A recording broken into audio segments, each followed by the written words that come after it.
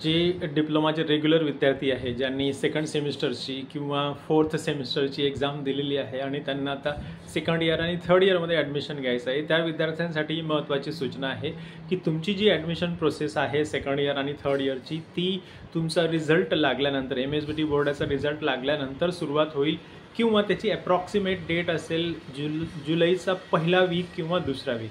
So तुम्ही लक्षात ठेवायचं ज्यावेळेस तुम्ही ॲडमिशनला याल त्यावेळेस तुमच्या लेटेस्ट 2 सेमिस्टरची मार्कशीट तुमच्याकडे असणं गरजेचं आहे. उदाहरणार्थ जर का सेकंड इयरला ॲडमिशन घ्यायचं असेल तर फर्स्ट सेमिस्टर आणि सेकंड सेमिस्टर या दोघांची मार्कशीट तुमच्याकडे असणं गरजेचं आहे.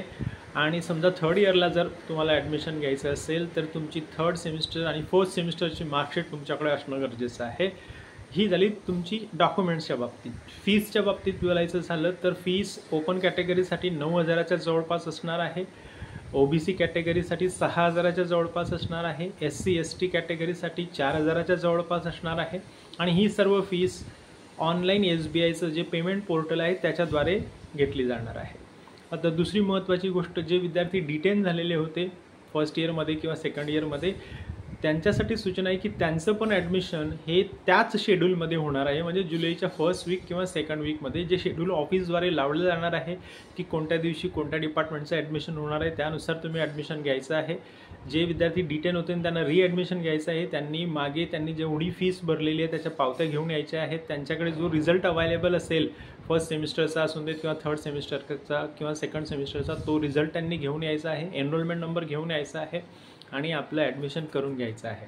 आता काही विद्यार्थ्यांचा असा प्रश्न पडेल की सेकंड इयरला ॲडमिशन घेण्यासाठी किती केटी लागतील किंवा थर्ड इयरचं ॲडमिशन घेण्यासाठी किती केटी लागतील. तर बघा, सेकंड इयरचं ॲडमिशन घेण्यासाठी तुम्हाला कमीत कमी 4 म्हणजे तुम्ही 4 विषयामध्ये फेल असाल तरी पण तुमचं ॲडमिशन सेकंड इयरला होऊ शकतं. 5वी केटी लागली तर तुमचं ॲडमिशन होणार नाही. आणि हेच ॲप्लिकेबल असणार आहे का थर्ड इयरसाठी? तर नाही. थर्ड इयरसाठी तुम्हाला फर्स्ट, सेकंड, थर्ड, फोर्थ सेमिस्टरचे सर्व विषय क्लिअर होणं गरजेचं आहे, तरच तुम्हाला थर्ड इयरला ॲडमिशन भेटणार आहे. तर ही जी इन्फॉर्मेशन आहे तुमच्यासाठी खूप महत्त्वाची आहे. ज्या विद्यार्थ्यांना 5 केटी लागल्या त्यांना ड्रॉप लागला असं समजून घ्या. जे विद्यार्थी जास्तीत जास्त 4 केटीज असतील ते सेकंड इयरला जाऊ शकतात. आता ही केटी म्हणजे तुम्हाला प्रॅक्टिकलमध्ये जरी लागली किंवा ओरलमध्ये जरी लागली तरी ती 1 केटी कन्सिडर केली जाते. असं नाही की फक्त थेरी पेपर नापास झाला म्हणजे ती 1 केटी असते, असं नाही. तुमचे जेवढे हेड्स आहेत त्या हेड्सपैकी तुम्हाला जर का जास्तीत जास्त 4 जर का केटी असतील तर तुम्हाला सेकंड इयरला ॲडमिशन मिळेल. आणि 4च्या वर गेलं तर तुम्हाला ॲडमिशन मिळणार नाही, तुम्हाला तो ड्रॉप घ्यावा लागेल.